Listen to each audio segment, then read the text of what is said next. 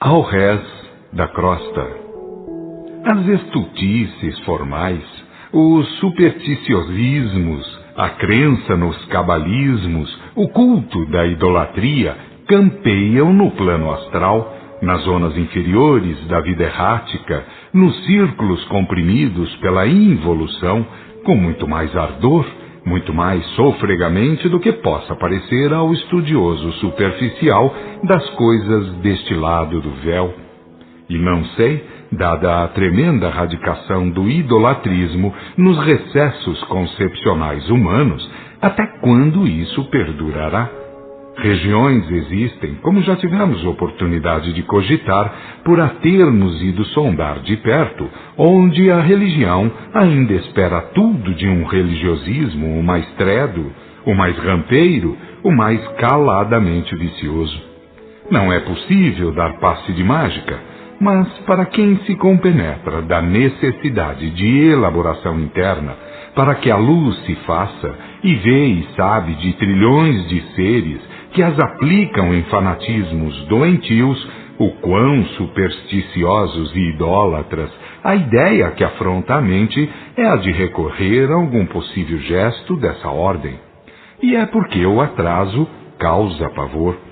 Quem conhece o que se passa num terreiro, onde o candomblé campeia solto, ou nas macumbas, onde os amuletos fazem mais que tudo, ou nas baixezas, onde pinga e fumo, pólvora e quejandos, outros do mesmo teor se fazem primícias, para que repelentes seres se deem a pintar nojeiras, por intermédio de faculdades que deveriam ser antes de tudo respeitadas, não faz ideia sequer do que ocorre por estes planos, de onde surgem os elementos que formam nas dianteiras de tais engodos, daqueles que aí se ocultam por detrás das barreiras que a carne representa, cerceando o melhor alcance dos sentidos. Temos de tudo e de todas as marcas, e dá o que pensar a reforma intelecto-moral do mundo. Quando será a Terra, amigos, um mundo onde não haja dessas imundícies, nem dos quadros da carne, nem nos painéis do aquém-túmulo? Difícil, muito difícil, é emitir uma opinião. No entanto, para isso é que se trabalha. Reclamam de nós educação, e sem ela nada se poderá fazer. Ela é, no entanto, fator que deve começar a ser cuidado nos círculos carnais. Educar em todos os sentidos para que não venham para cá mais torvos do que até aqui têm vindo todos os dias, às dezenas de milhares. Sabeis que deixam a carne por dia mais de 100.000 irmãos, e que desses, limitadíssimo consciente o fazem em condições respeitáveis. Uns são fanáticos pelas letras dos textos, outros pelas bugigangas compradas aos cleros, outros pelos negativismos em geral, outros porque decididamente procuraram contatos com os representantes das trevas, outros porque, embora bem intencionados, tangidos pelos decretos de homens, abandonaram o culto da divina presença, afastando-se de Deus, cavando em si mesmos profunda vala, porque tendes de compreender que o culto de um Deus antropomórfico, exterior, já é falha notável na organização psíquica, já é caminho franco para as idolatrias as mais repelentes. É por essa brecha que entram e fazem morada no caráter do homem, quer as parvalhadas clericais, quer os vícios negregandos, quer as insinuações de agentes maléficos dos baixios astrais. Onde o homem em si não respeita a condição de templo divino, aí mesmo penetra e se radica a tiririca daninha. O olho interno, como o proclamava o Cristo, deve estar sempre aceso em suas luzes básicas. Que pense para longe o homem, que transmita suas ondas mentais para os confins das gamas etéreas do planeta, quando pretenda dirigir-se a um irmão qualquer, mas que se sinta templo de Deus espírito e verdade, quando tenha de pensar em Deus. E é 1000 vezes mais decente que viva em estado de prece, pelo perene sentir em si a soberania divina e o culto do amor, do que andar repetindo fórmulas viciadas, cabalísticas, supersticiosas, intelectualmente idólatras. As emissões mentais, que são ondas de força transcendente, não devem ser feitas sob o palio nefando de supersticiosidade alguma. Sendo Deus presente, a válvula progressiva, a reencarnação, os instrumentos de progresso, o culto do amor e da ciência, a religião, com R maiúsculo, é fraternidade esclarecida. E é isso o de que precisamos para saneamento dos baixios carnais e astrais. Só com esse material é que conseguiremos transfundir a lameira que enfeia o nosso belo mundinho, pois que ele é maravilhoso em dádivas. O Senhor nos conferiu 3 qualidades fundamentais: individualidade, valores divinos em potencial e direito de iniciativa própria. Cumpre-nos, pois, alertar-nos e a quantos possamos nesse sentido. Não durmamos, que a força tremendamente coerciva dos movimentos cíclicos está a nos bater às portas da alma, bradando pelo renovo inadiável.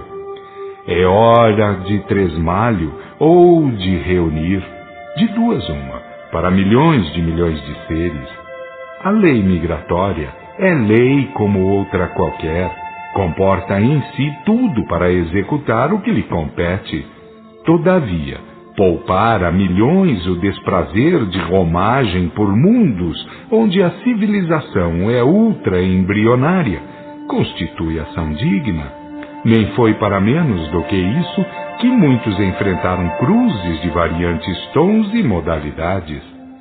Saibamos, pois, honrar a tais instrutores, começando por nos respeitar como a emanações divinais, onde a divina presença deve ser, sempre para todos os efeitos, a luz perene na conscientização de nossa personalidade.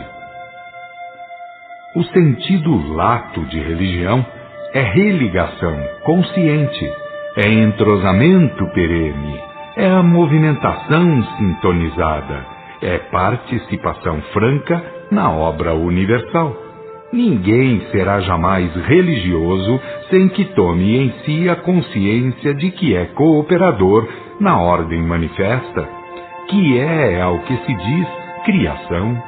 O Cristo veio à carne para ensinar que o Pai está no Filho, isto é, o Criador na criação, e vice-versa. Veio para ensinar, do alto de sua cátedra, a lição sublime do divino monismo, contra a qual rocha viva se hão de rebentar, mais cedo ou mais tarde, todos os ídolos do mundo, espirituais, morais, mentais, intelectuais ou materiais. Confrontem, pois, amigos, a essa doutrina com tudo ou quase tudo que campeia pelo mundo, dando-se a chamar religião. Passem para esta banda da vida e mergulhem vossos ideais de espiritualidade pura pelos antros abismais, pelo corre-corre de milhões de vagamundos desencarnados que ao lado dos encarnados rondam em adejos malsãos a tudo quanto é inferior. E sem jeremiadas de fronte erguida, respondam se isso haveria se tivessem cultivado esses escalões das trevas ao que Jesus Cristo ensinara, desde que ao mundo enviara emissários, desde os Vedas, os Budas, os Krishnas, os Ramas, os Hermes, os Zoroastros, etc. Porque tais reveladores da verdade sempre o fizeram à luz do mediunismo melhor cultivado, e se quereis duvidar desses arautos do diretor planetário, contemplai de vosso próprio palanque experimentado o arcabouço que ele mesmo levantou no mundo, à base de contato entre os 2 planos da vida, pelo mediunismo mais santamente posto a funcionar. Eis do que vos falo, eu que fiz da fé um meio de vida, eis do que trato ao poder confabular convosco, por sentir muito o tempo perdido, o tempo empregado em propagar o desvirtuamento do cristianismo. Voltai, pois, para aquele sublime mecanismo de que é modelo inatacável o feito do Pentecostes, e tomai por medida a lição de Paulo, nos capítulos 12, 13 e 14 de sua primeira epístola aos Coríntios. Enveredai depois pelos séculos e defrontareis com a restauração apresentada à custa de missionários do estofo de Joana d'Arc, Wycliffe, Hus, Lutero, Giordano Bruno, Kardec, etc. E compreendereis a lição sublime que bem ensina não vir o reino do céu com mostras exteriores, mas pelos canais humanos, em esforços pela conquista das virtudes internas da iluminação pessoal. Quando, portanto, Ambrósio abordou a um irmão que vinha atormentando a um encarnado, de maneira ultra perversa, este lhe dissera, procurando no crime a razão da desforra: eu sei que sou um desencarnado, sei também que já fui doutrinado numa sessão de espiritismo, sei que sou responsável pelo que faço, mas quero vingar-me, quero metê-lo num hospício, quero torná-lo um perdido, quem sabe um assassino. Assim mesmo como ele fez comigo, vai para mais de 250 anos. Eis a lógica da falta de educação no sentido correto da expressão. Este espírito estava perdendo já a sua forma anatômica humana, ingressando pelo revolvimento nas gamas inferiores da animalidade, a começar pelos pés e pelas mãos, que se apresentavam com garras e peludos ao extremo, como se fossem os de um urso ou os de um leopardo. Ele estava fazendo que o outro purgasse, enquanto que ele mesmo chafurdava em abismos em si cavados. Os abismos e os gloriosos planos existem. Tais abismos, como não podemos descrever, tais gloriosos planos, como nem ainda podemos conceber. Mas há uma ponte ou uma escada que alguma coisa facilite passar de um polo ao outro. Esse móvel seria espiritual, moral, mental, intelectual, material? Existe sim o fator esse. Será da essência que bem quisermos, em compreensão e amor, boa vontade e trabalho, renúncia, perdão, tolerância, etc. Quem se der a sair da treva, do abismo de si mesmo, que é quem o projeta aos abismos exteriores, por certo que sairá. A escada é feita de degraus, chamando-se cada um deles reencarnação, programa redentor, eficiência, fé, renúncia, etc. Mas para de tais virtudes usar, de que precisa o espírito? De educação. Eis, pois, que vos imploro, ó irmãos, que tendes nas mãos a orientação das legiões humanas, que faciliteis aprendizados sérios, que indiqueis santos caminhos às almas, que lhes mostreis a seara interna, fora da qual toda e qualquer semeadura será perder tempo e esforços. E lembrar-vos-ei, com a cuidade paternal, o cuidado que deveis sustentar dentro dos círculos consoladores nos arraiais espiritistas para com os inimigos do melhor conhecimento. Cuidado com aqueles, encarnados ou desencarnados, que vos convidam ao afastamento das obras instrutivas, dos livros que possam vos pôr a par dos mais racionais princípios. Estes tais, bem o sabemos, ou comportam em si nefandos lastros peçonhentos do passado, ou temem por algum falso mestrismo de que se julgam senhores, e não sejais conhecedores de uma doutrina e nem de meia dúzia de pontos doutrinários, Buscai o conhecimento de muitas coisas, e sede leitores de muitos livros. Sei o que fiz no mundo, enclausurando mentes e retardando conquistas sublimes. Cuidado com os que se julgam donos de credos e da própria verdade. Escancarai a mente para o complexo das manifestações divinais.